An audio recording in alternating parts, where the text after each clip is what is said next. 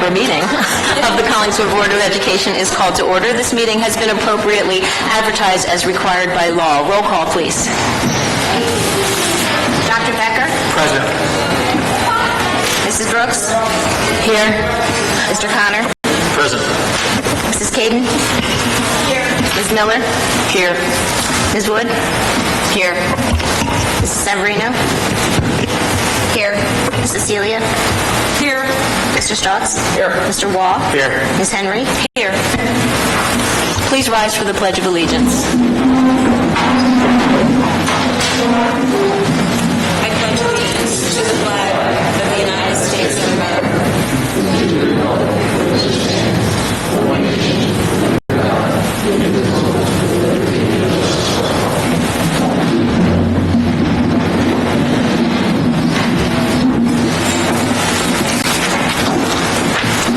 Being as we have no executive session, is there a motion and a second to enter committee of the whole?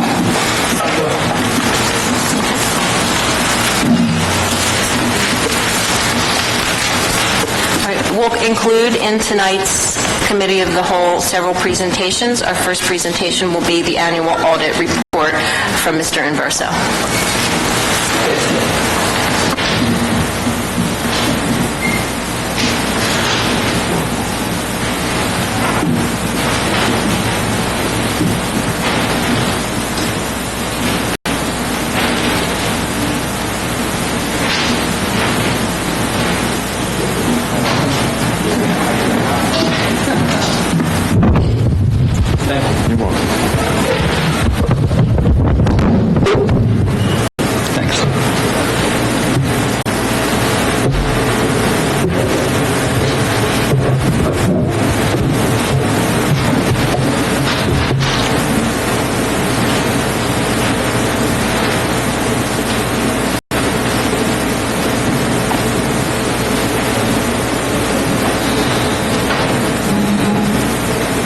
Okay.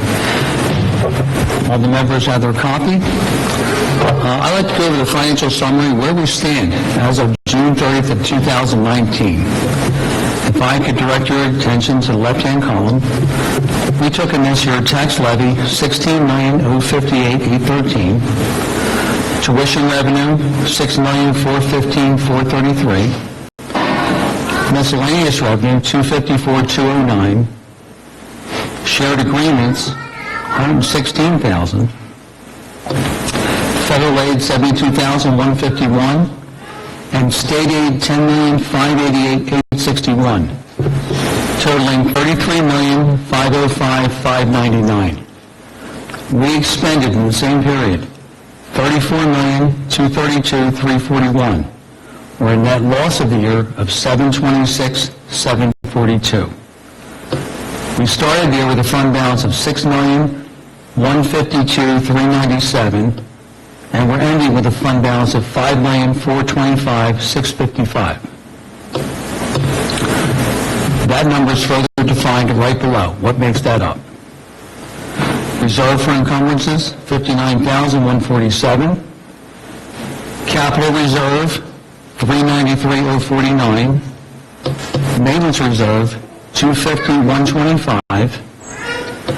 Excess surplus, $1,210,654.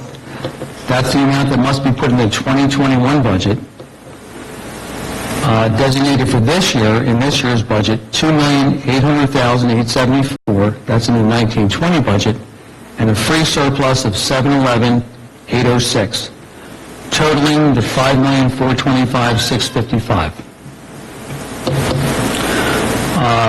Comparison of budget to actual down below. We had a budget of $36,111,000. We expended $34,232,000, or approximately 94.80%. The thing to note about this is our excess surplus is down from the previous year, so next year's budget perhaps could be a challenge. The board records were in excellent condition. There's no comments or recommendations. Everything was very good. Are there any questions? Okay, thank you very much.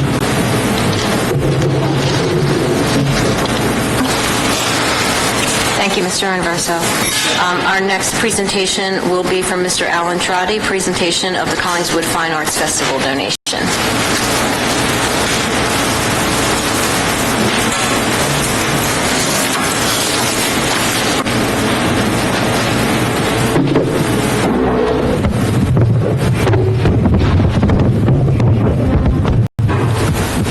Good evening, everyone. I'm here on behalf of our Collingswood Crafts and Fine Arts Festival. What we decided to do this summer was to begin a kids section of the Arts Festival. So we picked 50 artists in the Collingswood School District from our elementary schools. And what we did was we displayed their art on the avenue, and we also had some activities. Okay, let me show you some of those. Thank you. So that's the display where we had the artwork for our elementary school students. Can you click again, Dr. Oswald? Thank you. We also had some tables set up where we had some crafts. We made slime, we painted and decorated kindness rocks, we made gift bags, and also we had some color mystery and science activities going on. We also partnered with Home Depot, so they came and they made wooden clocks for us as well, and we're wanting to expand next summer. So here's my crew right here. We have what's your name? AJ. Luca, they also came during the summer and they helped out. And this is baby Anya, so she watched. So yes, you'd like to come out. It's in every August. And what we did, we took donations for each activity that you see here to help fund our elementary school arts program. So with this activity, the activities we did this summer, we raised a total of $400 to donate to our elementary school arts program. And if you'd like to help, there's my email address.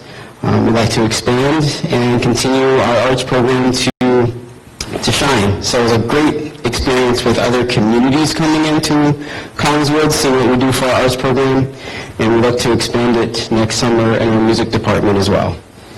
I actually have the check right here.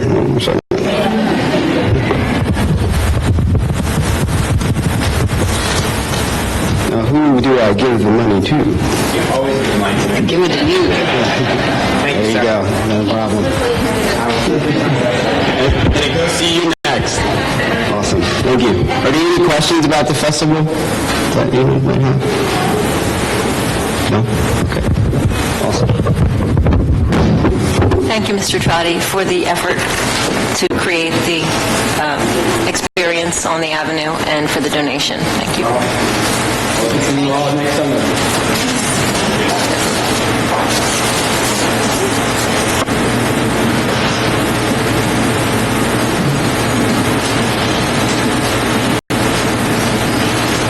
Okay, and I believe we have some students here this evening who wish to present.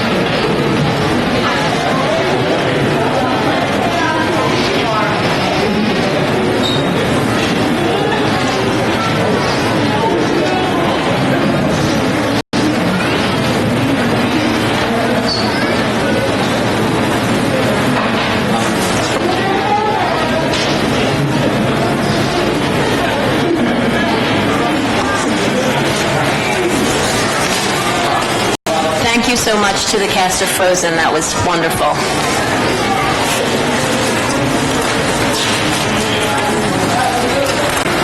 Okay, so this evening we put a few presentations in our committee of the whole section, but we did want to update the entire board and present community members on actions that have been taken since the passing of the ballot question. And Mrs. Caden was going to update us on that. So I think we can say this probably easily on behalf of the whole board that we're really grateful and proud that the community saw the importance of this program and that we now have the funds to move forward with the plans that we had created.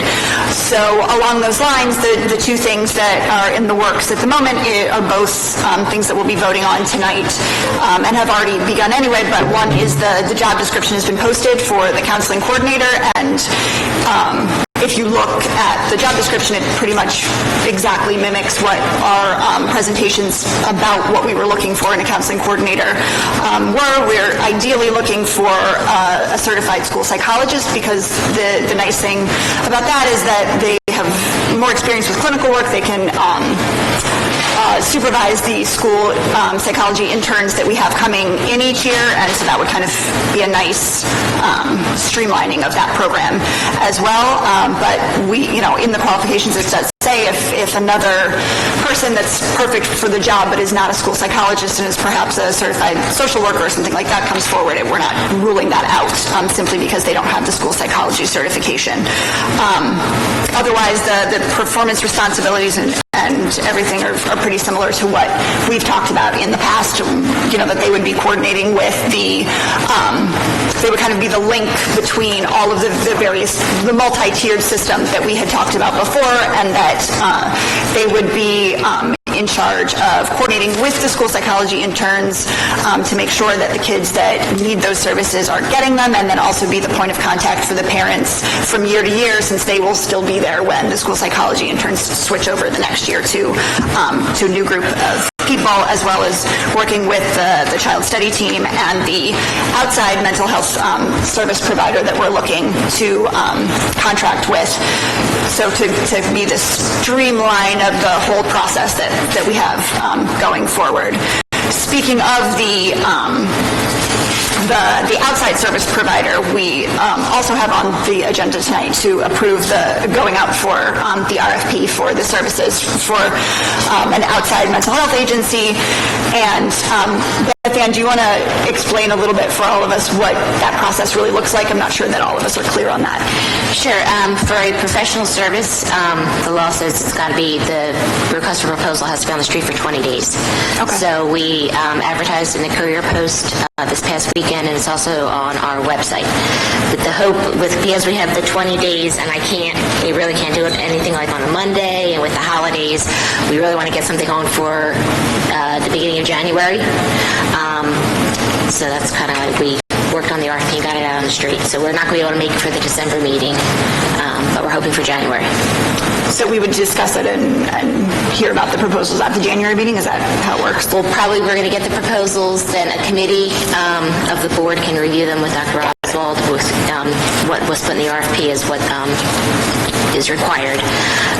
That it would be presented at all the committees. And then at the January meeting would be I hope, the recommendation for the specific agency to be approved.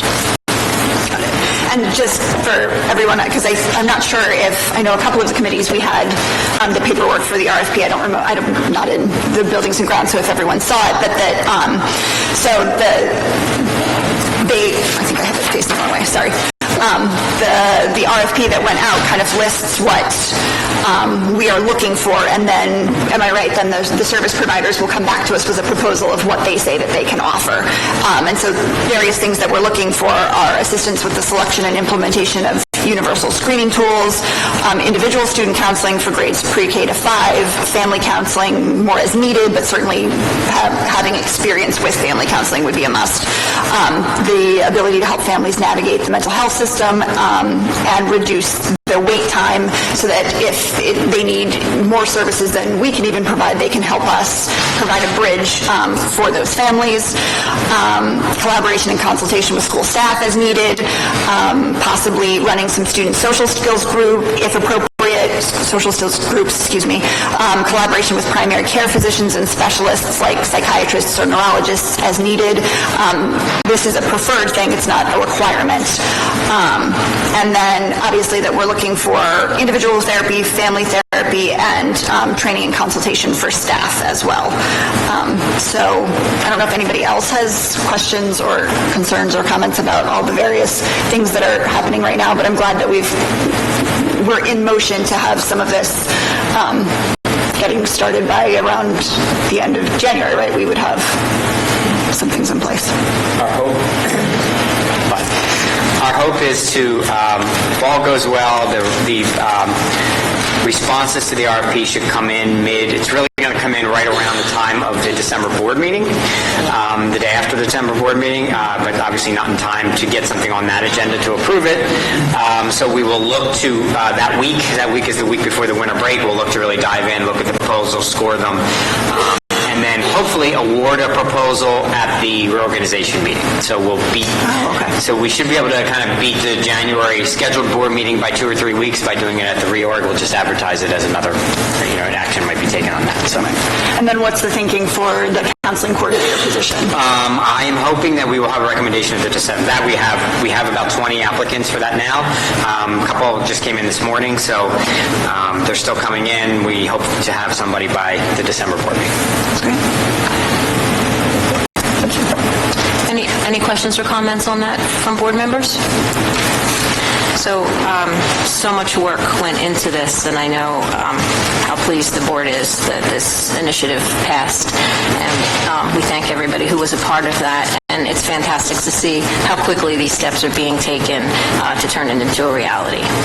And we also wanted to give a quick update on pre-K as some developments have happened there. So our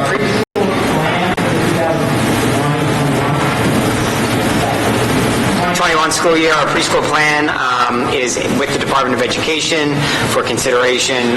Again, a joint plan between Collingswood and Oak Lynn. We have received Department of Ed approval to expand into the church down the street.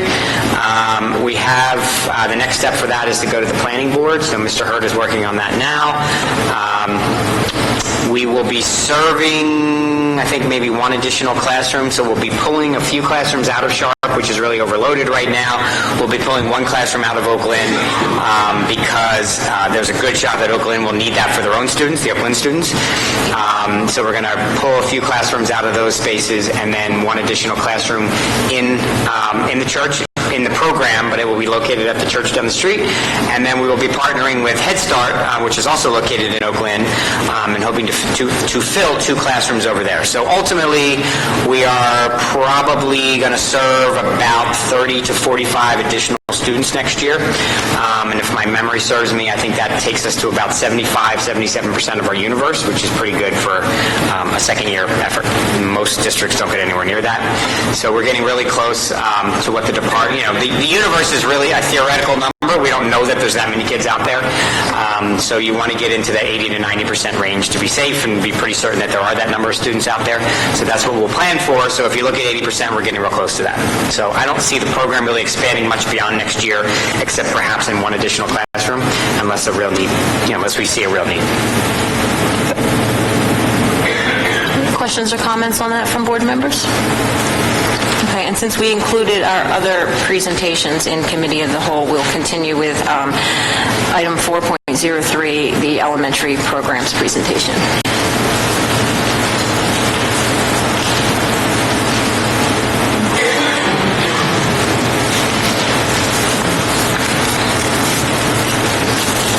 So before Dr. Ritzapano starts, so what I asked this month the elementary administrators and next month the secondary administrators to do was come and talk to you about some of the equity initiatives that are going on in their own schools.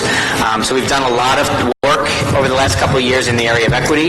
I think you're going to hear from each administrator some very different things and different ideas. Some are a little bit more elaborate, and some are, a little more comprehensive. Others are some of the easier and simpler things that we were able to do.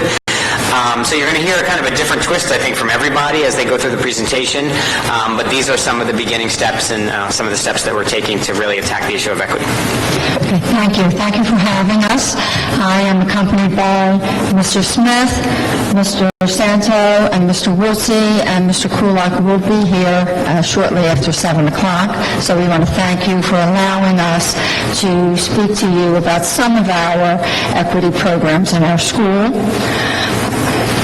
As you can see, there's a difference between equality and equity. At this point, we are trying our best to break down and make sure that everyone has what they need. Our ultimate goal is to break down that fence completely so that everyone has a full view.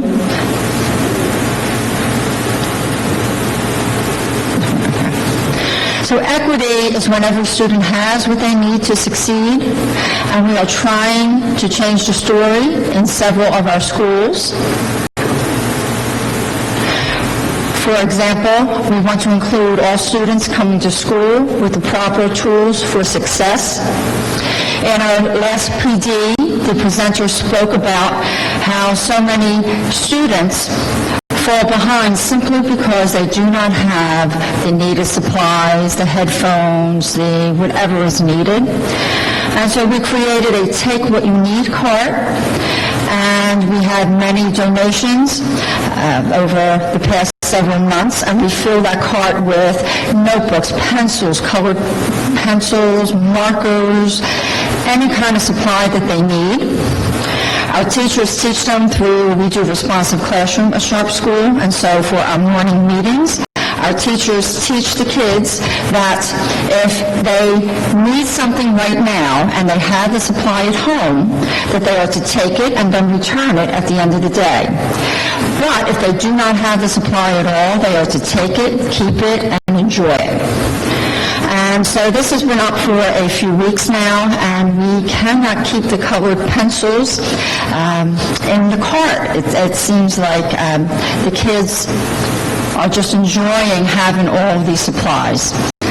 So we also expanded it recently for the winter weather cart that our 5th grade leaders help maintain. And through donations, we have coats, hats, scarves, gloves, and with the same idea that if a child has a coat at home and forgot it for whatever reason, they're to take one and then bring it back.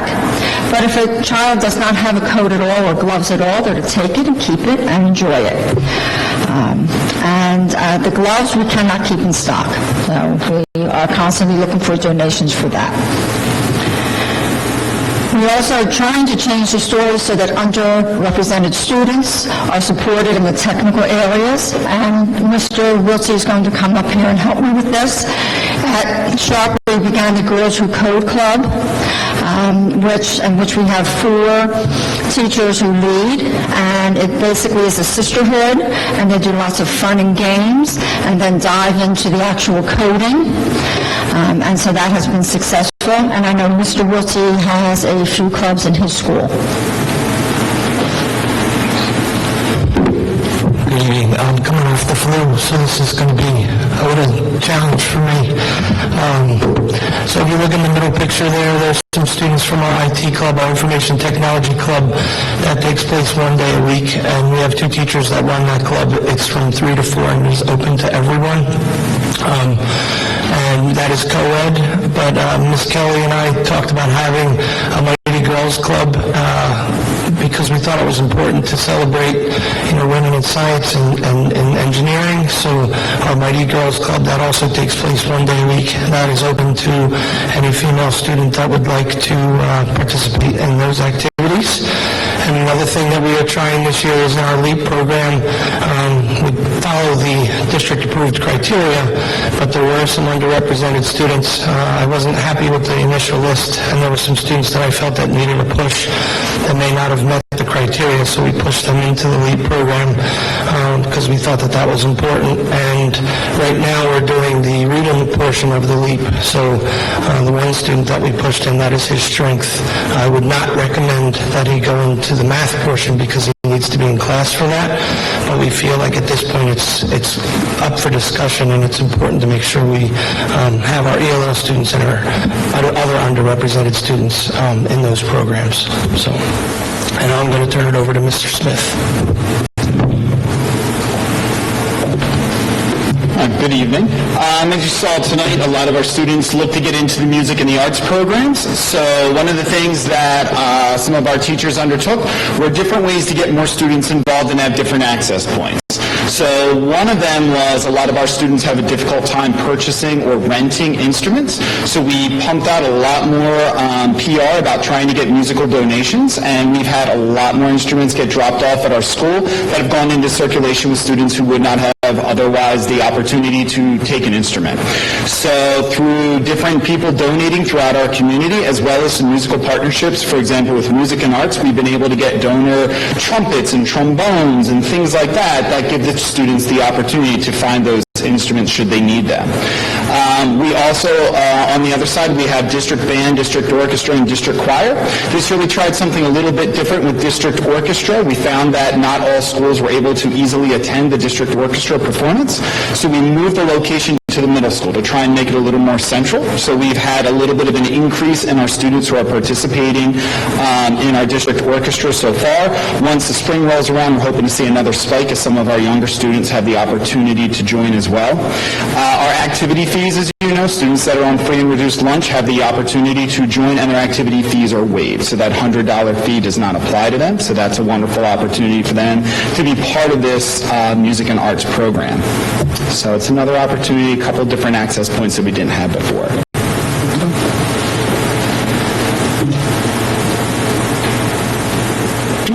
Mr. Santo. So at St. North, we've been expanding that conversation regarding cultural exchanges and multicultural texts by authors and illustrators from diverse backgrounds, and the districts provided us the funds to purchase texts. So you can see here, this is a celebration of cultures. It talks about different cultures from the Amazon, from Tibet, from Bali, different cultures around the world. We have texts about China, Chinatown, taking visits in America, and the Chinese culture in the areas in the city, but then traveling overseas to Vietnam, we have texts about that. Here we have about the Moon Festival. In Asia, we have stories about Jamaica. Also, we have some biographies. This is the one about a writer who was a former slave, a drawer who was a former slave, whose artwork became displayed in Washington after his death, and talked a little bit about the struggle that he had. So the multicultural texts are really great for us to expand in the text form and promoting literacy and understanding, knowledge, and comprehension of different traditions. And at the same time, we try to connect with authentic learning experiences. So here we have a connection with Rutgers University. We talked with the International Club, and this was American Education Week. It also was International Education Week, so we were able to invite students from Rutgers University from the International Club, and you'll see them on the right-hand side. They came to St. North this week, and then each classroom was able to have about 5 sessions of 20 minutes each from students from Bali, Bangladesh, Vietnam, China, and different countries.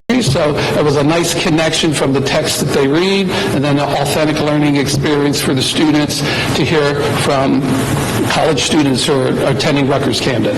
So we've had that connection for a little bit. We're excited about that. That continues. And then we actually have the students, I'm pushing the wrong button. Then we, help. Did it go? Up my way. The other way. No. There you go. And so we read about it. After we read about it, then we have authentic speakers come from countries. And then at St. North, we had the opportunity for the students. This is our 5th grade class. We had Joy in Learning, where they take on the role of studying about Mexico. That was this week. And then you see the 5th grade girls and boys dressed in costume. We had students research about Mexico, so we had some research projects going on that they read to the students. This was a school-wide assembly, so I kind of like threefold facet of multiculturalism and diversity. The text that we have here, the authentic speakers coming in, and then the students putting it into action and having joy in celebration through creative expression and knowledge. So that's something that we do with the students. And then we also take that to the area of special education at Zane North. So we want to do that for all students of all abilities. And so we help our students at Zane North by having mentors, and the children here at Zane North take the opportunity to mentor other children. We have inclusive clubs. We have mainstreaming school where the students take that role.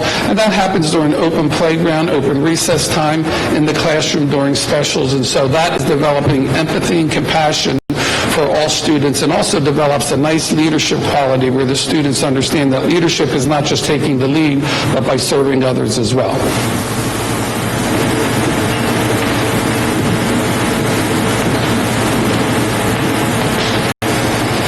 And the next part is about the social emotional learning competencies. You'll see that there are 5 of them there in around the center. It's the self-awareness and self-management. So we have a really strong curriculum in our district, and I think at this point, at the elementary level, our teachers are doing a fantastic job with that. But the state, when they released the social emotional learning competencies, we didn't want it to be an additional layer. So we've I would say in all of our buildings, we've worked on establishing libraries and other things to connect to the social emotional learning competencies. But in the hiring of Faith Vistas, that work has become a lot easier. So you'll see in that picture on the left that she's working in partnership with classroom teachers, and she's coming in and she's doing some read alouds and focusing on the SEL competencies. Those 5 that were back in here, so each one self-awareness, self-management, social awareness. The bins that are all the way to the right, she worked with me at Garfield, and I know she's done the same in some of the other buildings, that those bins have labels for the competencies, and we're finding with the ELO program being at Garfield and at Sharp, Karen and I, and same with all the buildings, but we spent the past few years purchasing lots of multicultural text, bilingual text, and it's been great to have Faith as a resource, as she has helped get all of our books under those social emotional learning competencies, and the teachers can now use them to support the curriculum in their classrooms. So having Faith, and that's only been a few months, has been fantastic for all of us, because it's made that work a lot easier, because she has so many resources and has a wealth of knowledge, not only with the competencies, but which books should be where. So we've really used her, and it's been great.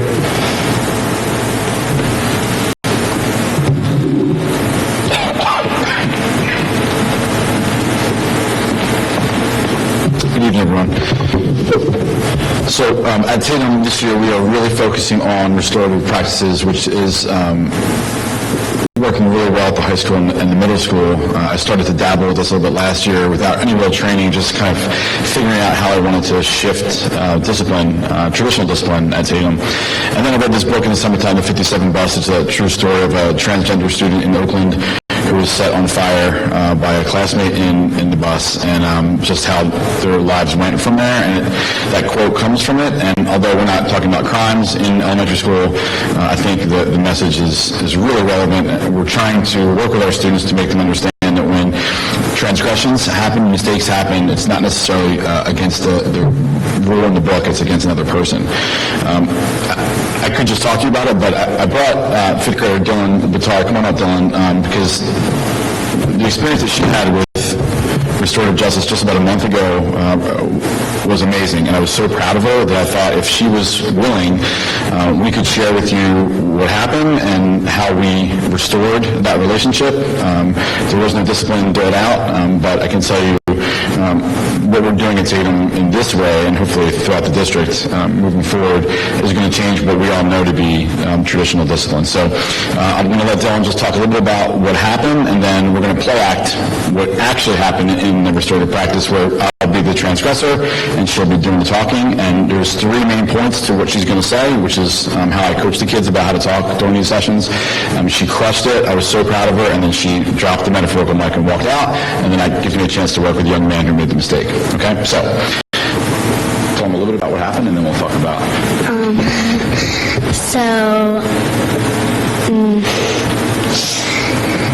So what happened was I went to Mr. Kulak because a schoolmate kept calling me ugly, and it was very repetitive, and I wasn't enjoying it. And so I went to Mr. Kulak's office, and we talked about it. So this is how it looks. So she tells me what happened. I called the other young man. He comes in, sits down, and he forced to look at her while he's talking.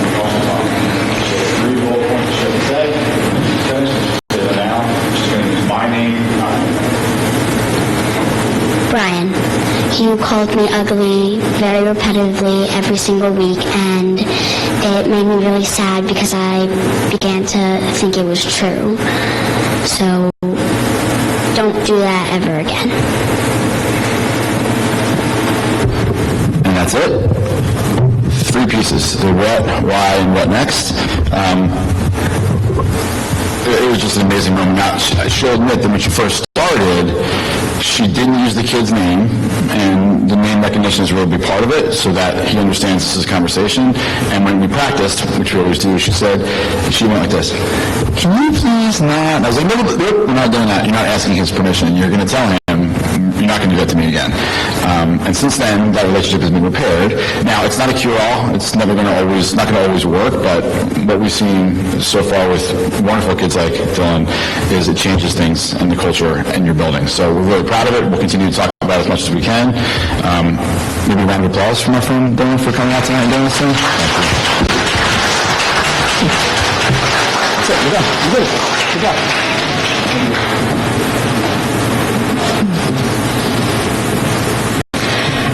Along with restorative justice are logical consequences, which help the children recognize their actions and to make sure that the children know that it's not them that you're upset about, it's the problem. And so as an example of a logical consequence, I use this frequently. I had a kindergarten child last year hitting other kids with the lunchbox, and so as a logical consequence, he was not allowed to bring the metal lunchbox. He had to bring a brown paper bag until he could verbalize what he did and how he can fix it to make it better. And for many weeks, the child brought a brown paper bag until finally he said, I'm not going to do that anymore. I know that hurts and I won't do that again. So logical consequences replace standard discipline. Very difficult to implement the first year. We tripped over ourselves constantly. Second year was much smoother, and this year it's all the teachers, the assistants. Very few discipline issues come to my office at all because they're all taken care of through logical consequences. So, thank you very much for listening to all of us, and have a good night.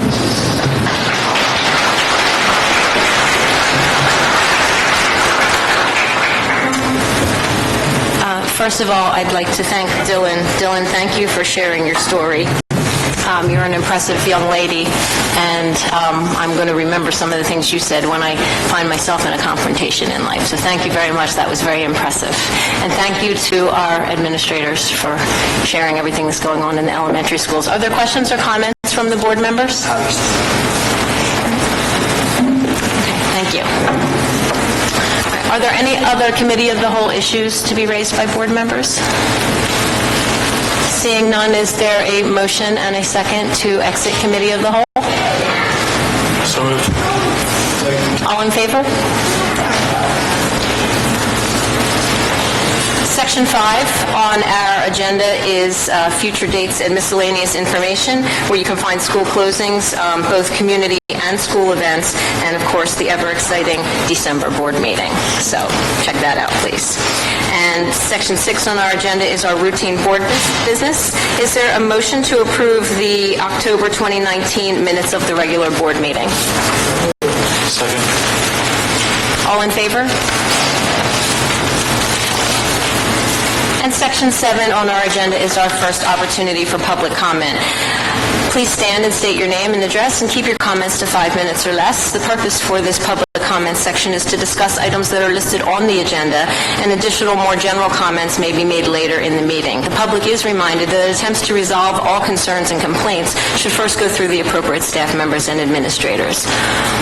Is there comments from the public? Get a podium this time.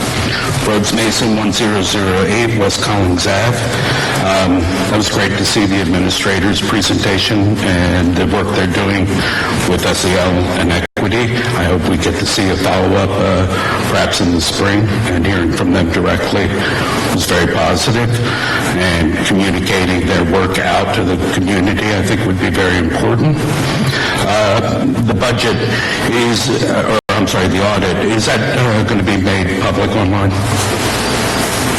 Yes, he's finishing up the reports, so probably it has to be uploaded to the Department of Ed by the end of December, so when I upload it, it'll also be on our website. Very good. And in the budgeting process for 2021 school year, I believe April you present that to the community, is that correct? Yes, the public hearing is, it's usually in April. We'll probably start discussing it in committee in January with the Finance Committee. And then sometimes during the months of February and March, we will discuss it in public. Is the community involved prior to the budget being set as far as, what you guys are considering? And are you presenting any of that data out for line items that you're budgeting? Do we see it before you vote on it and go forward with it? In March, there'll be probably when we first submit to the county for review and approval. The law says I have to have a copy available to the public for inspection if they would like it. So. Okay, I just tried to remember the process and timing of that. And it's due probably on March 4th if they don't extend it. March 4th. If the governor doesn't change the deadline, that's usually around when it's due. Very good. And I think I'll wait to the next section. I think that covers all my current notes. Thank you. Thank you, Mr. Mason. Other comments from the public? Okay, seeing none, we'll move to Section 8 on our agenda, which is the superintendent's report. Dr. Oswald? Okay, your enrollment report is listed there under 8.01. You'll see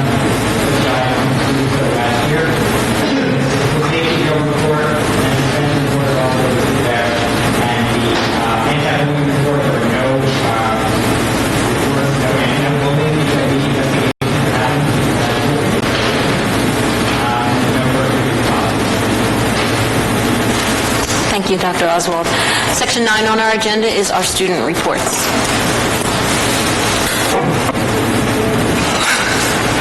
For academics, students in Ms. Beswick's Anatomy and Physiology class were able to view a live surgery performed by Dr. Andrew Martin from the Deborah Heart and Lung Center.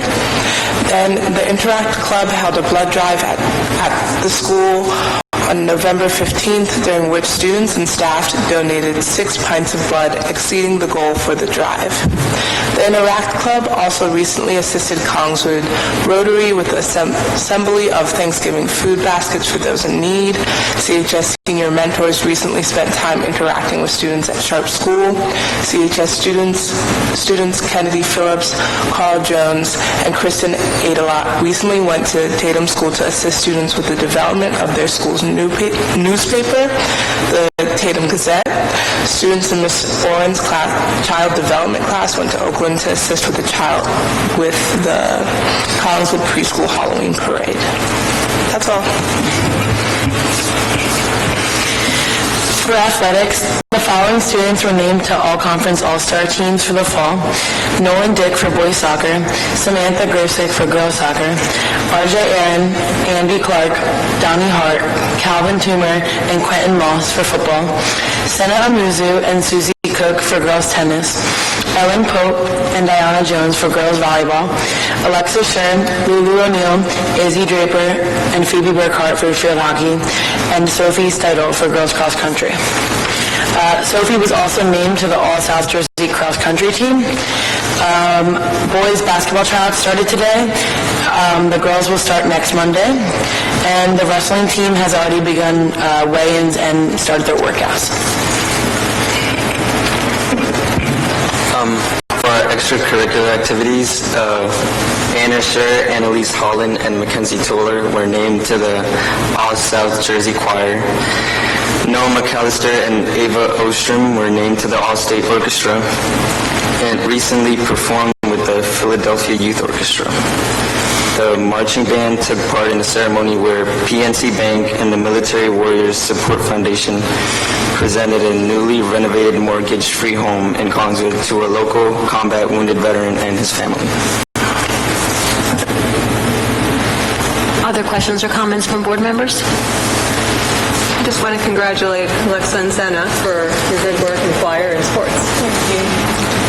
So as always, we appreciate the time you take to come and present in our board meetings. Thank you very much.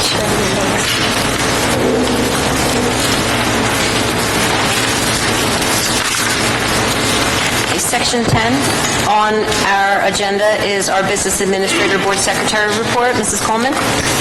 This evening, presented for your approval are your October monthly budget transfers, your October Board Secretary Treasurer's reports, cash report, your October 2019 student activity report, your October 2019 food service financial statement, as well as the November 2019 purchase orders and warrants to be approved. Thank you. Section 11 on our agenda will be presented by Dr. Becker, the chairperson for Buildings, Grounds, and Finance Committee. Thank you. Finance, Buildings, and Grounds Committee reviews all financial statements, purchase orders, and warrants on a monthly basis. The committee also reviews and approves all contracts with outside service providers and oversees all maintenance and capital improvement projects district-wide. Tonight, on behalf of the Building, Finance, or Grounds and Finance Committee, I present the following items for action by the board. Items number 11.02 through 11.09. This is the approval of monthly routine financial reports that the district is required to prepare and submit. These include approval of all transfers, certification of no budget over expenditures, board secretary and treasurer report, the student activities report, the food service financial statement, purchase orders, and warrants. 11.10 is approval of the audit for the fiscal year ending June 30th, 2019. There were no audit recommendations, therefore no corrective action is needed. I wanted to recognize the outstanding detailed leadership provided by our business administrator, Beth Ann Coleman, and her staff, and thank them for all the work they do on a daily basis that results in a very nice and clean audit. Thank you. 11.11, approval of amendment of the staff salaries utilizing the 2019-20 IDEA grant.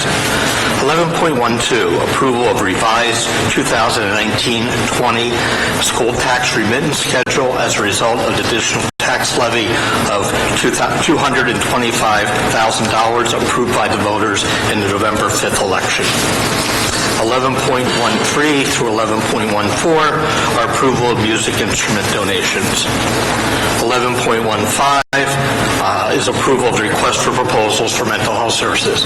As Mrs. Caden talked about earlier, and we talked to Dr. Oswald about the process, you can see we're taking action officially there. 11.16, approval of a contract with SLK Partners to provide a sustainability consultant services. They were awarded this through our bidding process. 11.17, approval of the proposal submitted from Archway Programs, otherwise known as the Just Kids program, for an 8-week summer program at Newby. 11.18, approval of request from the Collingswood Travel Field Hockey Program to use the cafeteria for a banquet. 11.19, approval of the request from the Collingswood Borough Recreation Travel Soccer to use the middle school gymnasiums on Sundays for practices from December through February. 11.20, approval of the request from True North to use the auditorium, middle school cafeteria, and several classrooms for a Christmas celebration on 12/23. The final item tonight is 11.25. I'm asking for approvals of items 11.01 to 11.20. Is there a motion for items 11.2 through 11.20? So moved. Is there a second? Second. Any questions or comments from board members? Roll call, please. Dr. Becker? Yes. Mrs. Brooks? Mr. Connor? Yes. Mrs. Caden? Yes. Ms. Miller? Yes. Mrs. Wood? Yes. Mrs. Severino? Yes.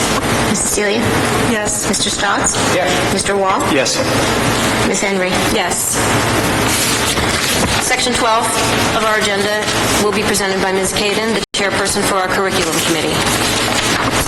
All right, tonight, looking for approval of items 12.02, which is an elementary school field trip that happened last Friday, I believe. The Zane North 4th grade went to the CATS JCC for something about social emotional learning and the importance of history. It sounds like a great field trip. It would be great if some other elementary school kids could go too at another time. Middle school field trips 12.03, there are none. 12.04, high school field trips. There's quite a few. The students just told us about the senior leaders going to Sharp on Friday the 15th to work with students, and that the band helped to welcome the wounded vet and his family to his new home on Ritchie Avenue last Wednesday, but also the Student Council will be attending an annual conference on Monday, their annual conference on Monday, December 16th, and then some approvals of field trips for later in the school year. People are on top of things. March 13th will be the Gator Games for the adaptive PE class, and the high school choir will be performing at Carnegie Hall on April 29th, which is pretty cool. Item 12.05 are overnight field trips for the middle school. For the 7th grade to Camp Mason on April 8th to April 9th, and historical sites in West Virginia and Pennsylvania for the 8th grade on May 28th to the 29th. Item 12.06 are out-of-district homebound instruction placements for a 6th grade student, and 12.07 are out-of-district home instruction placements for some high school students. Item 12.08 is move on the recommendation of the superintendent to grant a senior privilege under our policy 5111 to one of our high school seniors to come to school here for the 2019-2020 school year. 12.09 is the recommendation to approve a contract with Camden County College for the 2019-2020 school year for a student to attend the Transition to College program. And that is all for tonight. So looking for approval of items 12.02 to 12.09. Is there a motion for those items? So moved. Questions or comments from board members? What is the Transition to College program? What is that? So the Transition to College is a program that's offered out of Camden County College, really for students who are not meeting with success in a traditional high school program. So they will take courses to simultaneously get their high school diploma and perhaps get a few college credits under their belt as well. So this is for a student who is really struggling right now in the high school just because of social reasons and that type of thing. So it's not something we have... Since it started 5 or 6 years ago, we've had 3 students go through it. One of them's completed, and she was very successful. The other one is on his way to success, so he's doing well, and then this will be a new student. Is that the Gateway? Do they call it the Gateway program? That's a little different. That's a different one? A lot of different names. That's a little bit different. Other questions or comments from board members? Roll call, please. Dr. Becker? Yes. Mrs. Brooks? Yes. Mr. Connor? Yes. Mrs. Caden? Yes. Ms. Miller? Yes. Mrs. Wood? Yes, except for those items marked with a single or double asterisk where I must abstain. Mrs. Severino? Yes. Cecilia? Yes. Mr. Stotts? Yes, except as marked with a double asterisk where I abstain. Mr. Wall? Yes. Ms. Henry? Yes. Section 13 on our agenda will be a presentation from Mr. Wall, the chairperson of our Personnel Committee. So tonight, the Personnel Committee is seeking approval for the following items. 13.02 is a resignation. 13.03 through 13.06 is medical and/or maternity leave of absence approvals. 13.07 is an issue of an employee contract. 13.08 is issue of a contract for lunchtime playground aid. 13.09 through 13.11 is issue and/or extended contracts for long-term substitutes in various buildings. 13.12 is the extra duty pay for the Oakland Bond Project Management. 13.13, this is an addition from a few months ago for summer high school curriculum development for the full music course. 13.14 is the high school accountability and support tutor program teachers for one teacher listed below. 13.15 is the nurse, Ms. Butler, for the Trauma-Informed Practices Research Project that she will be conducting. 13.16 and 13.17 are the 2019-20 middle school and high school winter athletic stipends. 13.18 is the fall and winter staff athletic event personnel. 13.19 is the substitute and tuners listed below, pending NJDOE approval as well in the various positions as listed. And 13.20 is the travel expense form for PD opportunities for staff. So tonight we are seeking approval for items 13.02 through 13.20. Do we have a motion for those items? Can I ask a quick question first? Sorry. I was just curious about the Trauma-Informed Practices Research Project. It sounds fantastic, and I was wondering if there are plans to expand beyond just the one school, because it would just give us some pretty great information. I can talk to Ms. Butler about that. She's doing this as part of her graduate study program. So she's focusing at the school where she's employed. But she's going to use some tools, so I think that the tools would be readily available to anybody, and we could probably do it across all the schools. Okay, thanks. Is there a motion for those items? So moved. Second. Any other questions or comments from board members? Roll call, please. Dr. Becker? Yes. Mrs. Brooks? Yes. Mr. Connor? Yes. Mrs. Caden? Yes. Ms. Miller? Yes. Mrs. Wood? Yes, except for the items marked with a single or double asterisk where I must abstain. Mrs. Severino? Yes. Cecilia? Yes. Mr. Stotts? Yes, except those items marked with a double asterisk where I abstain. Mr. Wall? Yes. Ms. Henry? Yes.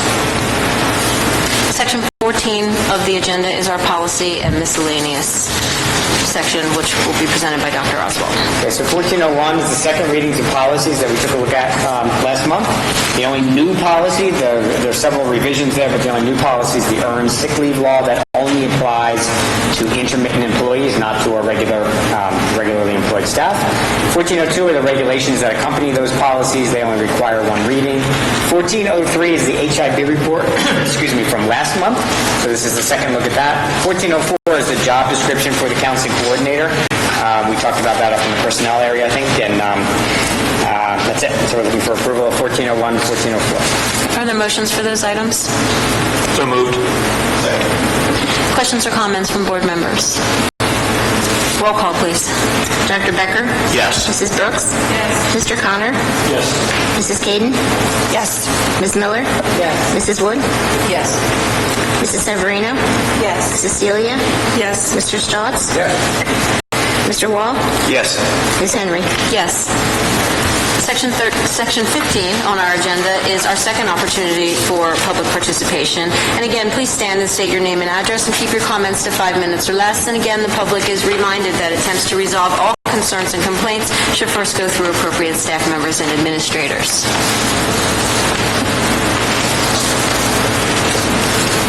Hello, my name is Elaine Schultz. I live at 731 Stokes Avenue. Before I begin, I would like to thank you for your service to our community.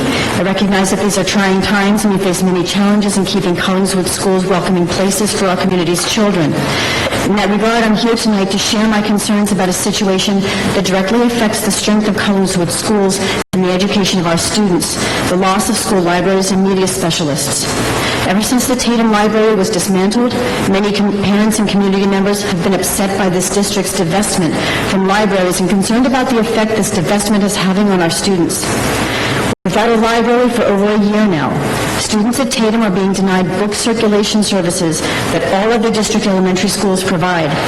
Moreover, the district is no longer funding library school purchases at Tatum, and the students of that school are likely to stagnate as readers as a result. Of even greater concern is the fact that all of our students are missing out on library media education that we see at schools and districts all around us, and that many of us adults benefited from as young people. Young people today live in a world of screens and misleading information, making their need for library and media skills even greater than that of previous generations. Despite the growing need for instruction in research and media analysis, Collingswood has continued to direct funding away from libraries, closing the Tatum Library, downsizing the Sharp and Zane libraries, and even rejecting requests last year to hire full-time library media specialists who are the only personnel specifically trained and certified in teaching media skills. I speak on behalf of many concerned parents, community members, and local educators who perceive that our district is moving in a very negative direction with a lack of concern for digital citizenship, library skills, and research instruction. Teachers are neither prepared nor equipped to deal with this growing gap in student skills in our town. We need library media specialists to drive this essential instruction. Yes, the district has assigned a library media specialist to work part-time with elementary students, but very little has actually changed. The children are not receiving instruction on how to use a library, how to conduct research, how to utilize databases, and how to effectively evaluate media resources, essential skills in an increasingly data and information-rich world. As other districts race ahead of us, providing multi-year elementary programs that teach students how to think critically about media and how to use a variety of library resources to develop research projects, Collingswood students are being sold short. That kind of instruction should not start in middle school. Students should arrive at middle school with strong foundations in these skills, skills that only library media specialists are certified to teach. Collingswood has created an equity community. However, the board and administration have not yet corrected the unequal access to library services our students experience in our town schools. We need this situation resolved, not just patched, and we need to act on this now. We request that you address this inequity in detail at the upcoming board retreat. Specifically, we request that you reinstate funding for a library program at Tatum and allocate funding for full-time elementary school media library specialists at all of our elementary schools. On behalf of the concerned citizens and educators of Collingswood, I thank you for your time and consideration. And may I just quickly add, I apologize, but I serendipitously stopped at the Collingswood Library on my way here, and I found this book by Neil Postman. It's called Amusing Ourselves to Death, Public Discourse in the Age of Show Business. It's been helped me almost 30 years old, but I want to read you his warning at the end, because it pertains to what I was saying. And yet there is reason to suppose that the situation is not hopeless. Educators are not unaware of the effects of television on their students. Stimulated by the arrival of the computer, they discuss it in great detail, which is to say they've become somewhat media conscious. It is true enough that much of their consciousness centers on one question: how can we use television or the computer or word processor to control education? They have not yet got to the question: how can we use education to control television or the computer or word processor? It is an acknowledged task of the schools to assist the young in learning how to interpret the symbols of their culture. That this task should now require that they learn how to distance themselves from their forms of information is not so bizarre an enterprise that we cannot hope for its inclusion in the curriculum, even hope that it will be placed at the center of education. I please request that you consider making sure that our children know how to navigate the world that they live in. Thank you very much for your time. Thank you, Ms. Schultz. Other comments from the public? Just to build off a little of what I believe it was Elaine said, it was mentioned by the administrators that Faith, HSVIDAS, how do you pronounce that? Is she the media specialist? Yes.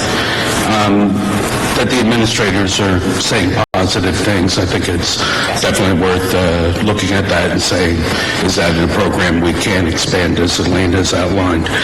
And when you're considering budget for 2021, I think, that's something to seriously consider.